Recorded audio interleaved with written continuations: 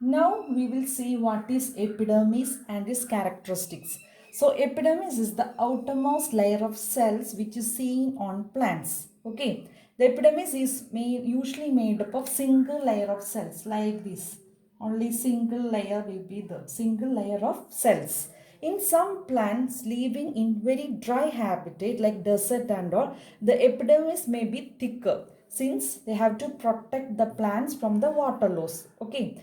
So the plant's main function of the epidermis is that it protects all parts of the plant. Okay. It protects against loss of water, mechanical injury and any invasion of fungi. So this is the main function of epidermis. It protects all parts of the plant. It protects against loss of water, mechanical injury and invasion of fungi.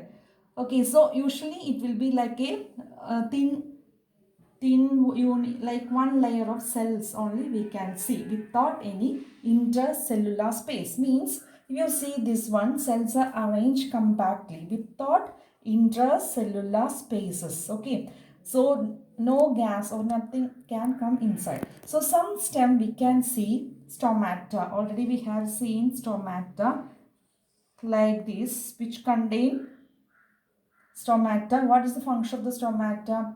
It will help the entrance of carbon dioxide and oxygen inside the plant cell. Okay, so it will help in the photosynthesis. In some green color stem only we can see this. Okay, so main point is that this is compactly arranged without any intercellular spaces. So as the plant grow, it become older, the outer covering become thicker and it will be replaced by secondary meristem. Okay, so the plant grow older, several layers will come and the outer, that thick portion is known as the cork. Cork, that it will contain a chemical substance that is known as the suberin. Okay, suberin means it is a chemical substance. It will not allow the entrance of water and gases. So you can see this cork in the as a bottle stopper. So what the use of this cork? Cork will be like this shape. Maybe you have seen like a wooden structure cork. So it contains submarine. So no space, no water, no air can come inside that bottle. So we are using this cork as a bottle stopper. Okay, so this is known as the epidermis. Oh, I hope it is clear to you. Already we have seen permanent tissues divided into simple tissue and complex tissues, right? Simple tissues we already have seen. So in the complex permanent tissue, some important characteristics are there. Now we will see what are complex permanent tissues. Okay. So the complex permanent tissues are made up of more than one type of cells. Okay, it contains more than one type, maybe four, five like that cells we can see. All these cells coordinate to perform a function. There are different types of cells are there, but they will coordinate and perform a single function. Okay, example is xylem and phloem. Xylem and phloem. Okay, so both are conducting tissues. Conducting means to take water and food from one place to another.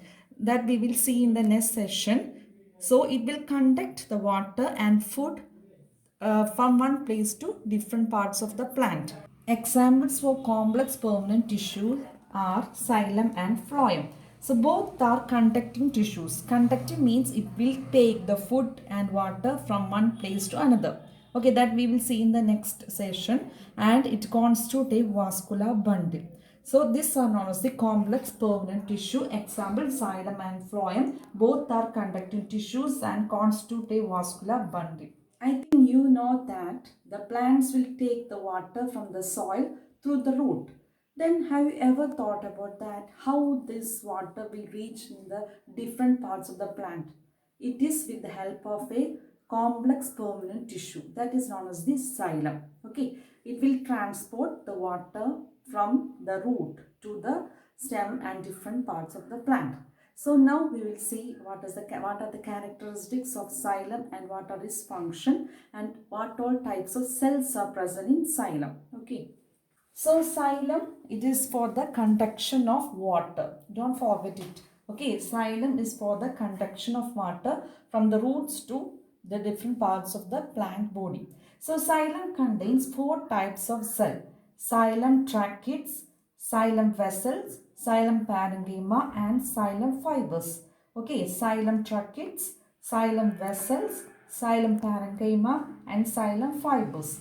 The cells. So the peculiarity of the xylem cells is that cells have thick walls. Okay, it have thick walls and many of them are dead cells. Okay, this xylem is dead cell, but it have a particular function to carry the water from one place to another.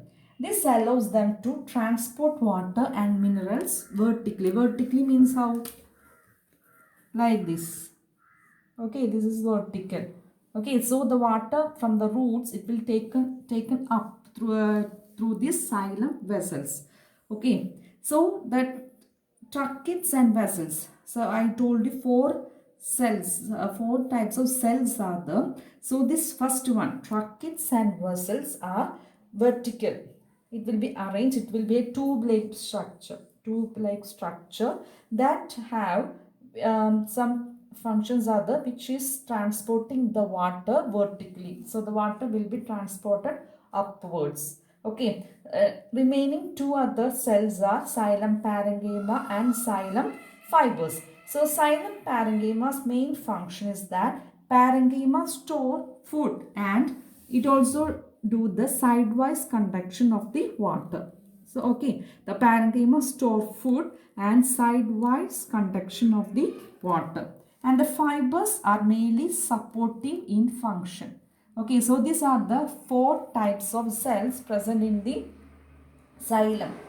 Xylem is a, so once again I will tell, xylem is a important permanent tissue which contain four types of cells: xylem tracheids, xylem vessels, xylem parenchyma and xylem fibers. So cells have thick walls and many of them are dead cells. This allows them to transport water and minerals vertically upwards. Okay, the tracheids and vessels are tubular in shape and will transport water vertically.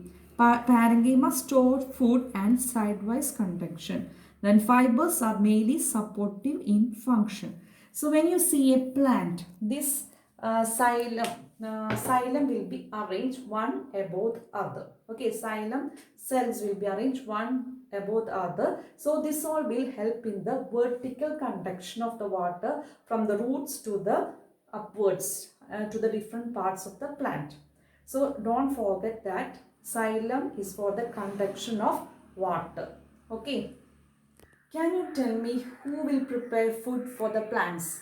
I hope you know that the kitchen in the plant is leaves, right? Leaf will produce, inside leaf, the plant will produce their own food, right? So from the leaves, how the different parts of the plant will get the food? So that is done by type of special permanent tissue that is known as the phloem. Okay, so let's see what all types of cells are present inside the phloem. Okay, so phloem tissues, it contain four types of cell. That first one is sieve tubes, then companion cells, phloem fibers and phloem parenchyma. So once again I will tell, first one sieve tube, second one companion cell, third one phloem fibers and fourth one phloem parenchyma. These all names you have to learn without spelling mistake. Okay.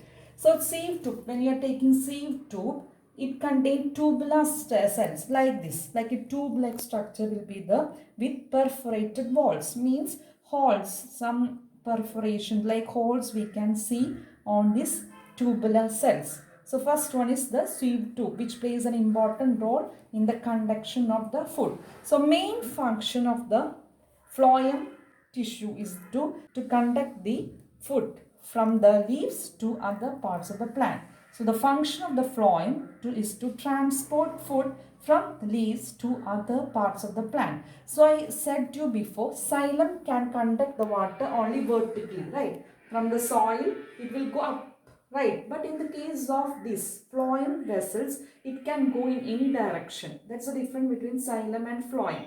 In the case of phloem, the water will conduct the cells will conduct the water in vertical direction only. But in the case of phloem, the food materials can go in any direction, can conduct in any direction. Okay. So once again, phloem, the function of the phloem is to conduct food materials which is produced in the leaves. Okay, so except than phloem fibers, the phloem cells are living cells. Okay, while the xylem, they are dead cell. But in the case of phloem, they are living cell. Except phloem fibers, other phloem cells are living cell. So this is for the conduction of food from the leaves to the different parts of the plant. So this phloem and xylem is very important. So you have to learn it properly. I hope it is clear to you.